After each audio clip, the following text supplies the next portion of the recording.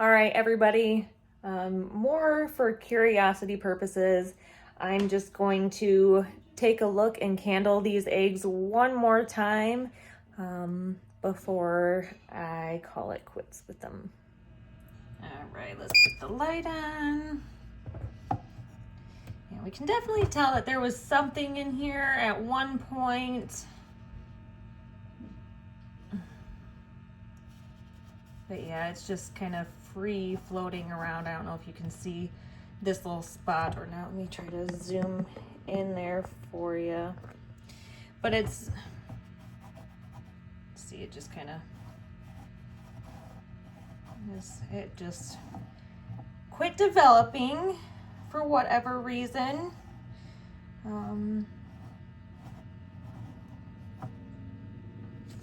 Let's see, another one. And that happens, you know, it's not that we necessarily did anything wrong. It just happens sometimes. I think when I was reading, it was something about using an incubator properly, following the directions, helps to where you get about an 80% fully successful hatching rate. So obviously, you know, not every egg is always going to hatch.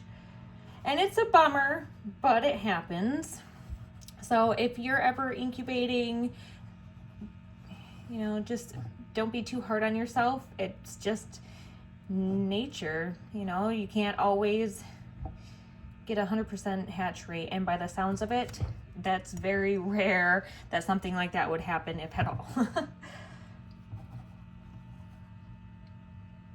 Yeah, there's no movement, there hasn't been any chirping, and this is, you know, a few days now after the other babies had hatched, so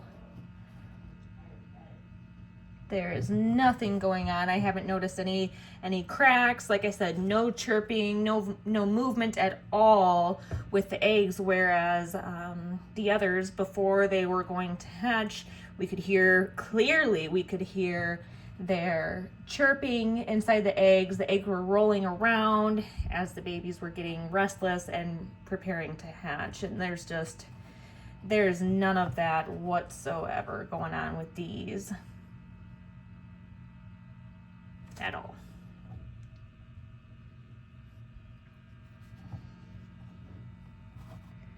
And these ones haven't even changed over the last few times that we were candling all the eggs.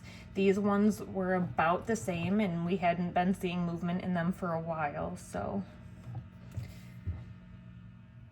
Well, all right, y'all, I am calling it with these last 4 eggs.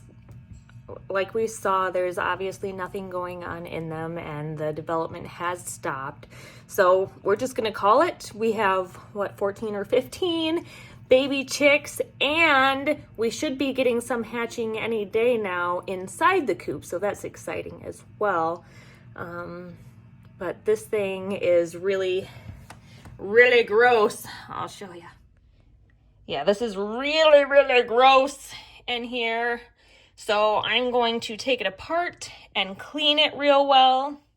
I want to make sure I get everything out of there and disinfect it really, really good, so that the next time we do use it, I'm not worried about transferring over any bacteria that could cause issues with the new eggs. So we're going to clean it up really well and put it back in the box and put it in storage until next time we use it. Have a great day, everybody.